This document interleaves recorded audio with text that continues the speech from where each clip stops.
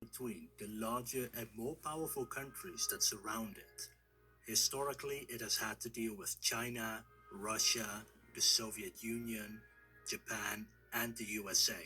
Korea has never been the center of the world, but it has often been the center of conflict between larger and more powerful nations. And in this video, we will talk about modern day North and South Korea and how these two countries, which are very similar, developed differently all the way up to today. We will talk about politics and economics, propaganda and social issues, war and geopolitics, but most importantly, K-pop. This video will mostly cover the history of North and South Korea, but before we can talk about these countries themselves, we need to talk about how they were created. And for that we need to start in 1895. And there is a very good reason for this specific date. Because for thousands of years East Asia was dominated by China. China had a large population and military, the best products and technology, the most efficient education and bureaucracy. But where most other superpowers used their dominance to colonize and conquer other peoples, China decided on a system of tributary states. Japan, Cambodia, Malaysia, Nepal, Sri Lanka, Tibet, Ryukyu, and of course Korea, all and more pay tribute to China, a country so powerful that for hundreds of years in its history, no other country on earth could even come close to the industrial, economic, and political power of China. But unlike most other vassals, Korea wasn't just a tributary state. It had adopted the Chinese form of governance, the Chinese religion of Confucianism, and closed itself off from the outside world just like China had. Korea had adopted the Chinese way of doing things to such an extent that they were often better at it than the Chinese themselves. But what many did not realize at the time was that China was in decline, a slow decline. So slow, in fact, that nobody realized it for hundreds of years. Because around 1500, the first Europeans sailed around Africa and established contact with Chinese tributary states. This doesn't seem like a problem at first, but the Portuguese established colonies, taking power away from China. This was soon followed by other Europeans such as the Dutch, the Spanish, the British, and the French, each establishing colonies in Chinese tributary states. And with every new colony, China lost a tributary state, until the year 1839, when the First Opium War began and China itself was attacked by European powers. But there was one tributary state which remained safe throughout all of this: Korea. While Sri Lanka was taken by the British, Vietnam by the French, and Chinese ports by various European powers, Korea only had to deal with minor skirmishes from France, the United States, and Japan. But other than that, Korea remained a Chinese puppet state. But then, everything changed when the empire upon which the Fire Nation is based attacked.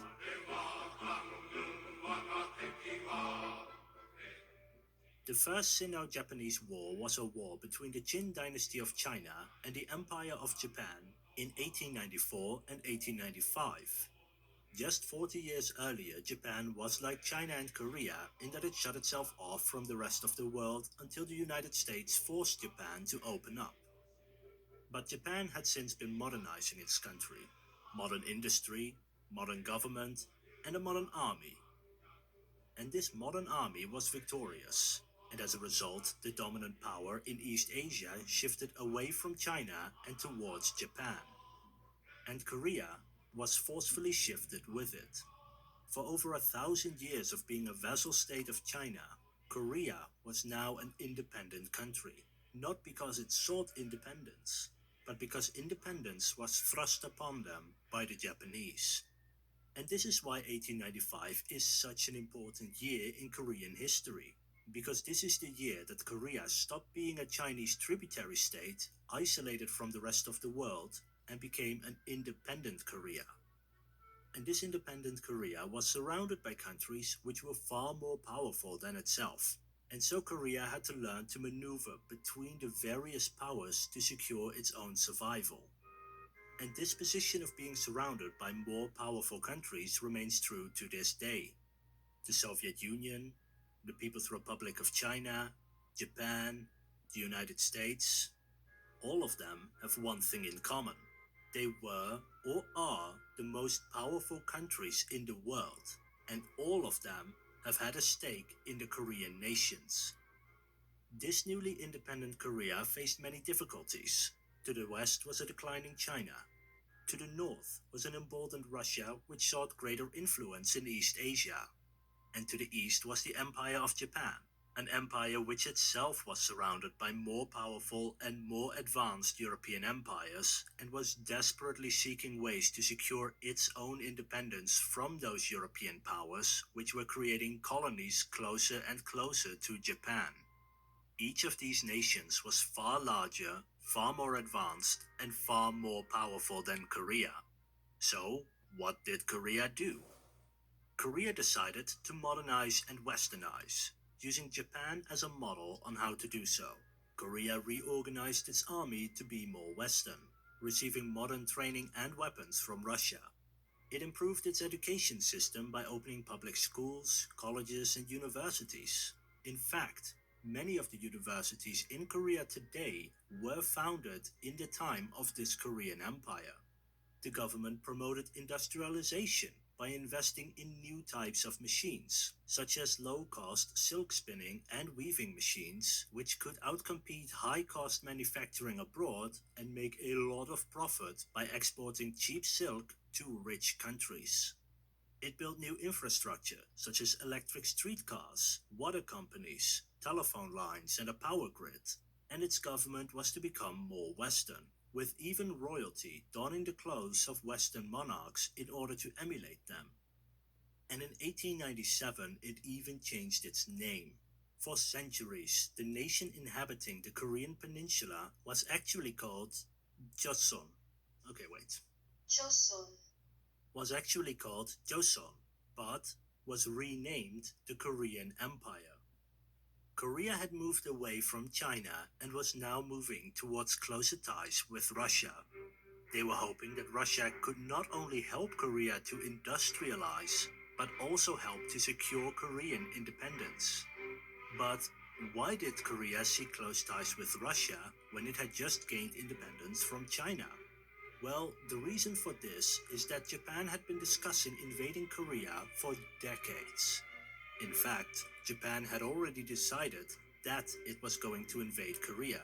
It just hadn't decided when it would invade Korea. Japan argued that Korea was an inferior nation, which failed to modernize and therefore ought to be conquered by the superior Japanese nation. This point of view is comparable to how European nations viewed African and Asian nations at the time. And so, with both Russia and Japan wanting control over Korea in order to gain more influence in East Asia, the two sides fought a war in 1904, which Japan won. As a result, Korea was forced to become a protectorate of Japan in 1905. But Korea was too weak to hold off the Japanese. And in 1910, Korea officially became a colony of the Empire of Japan.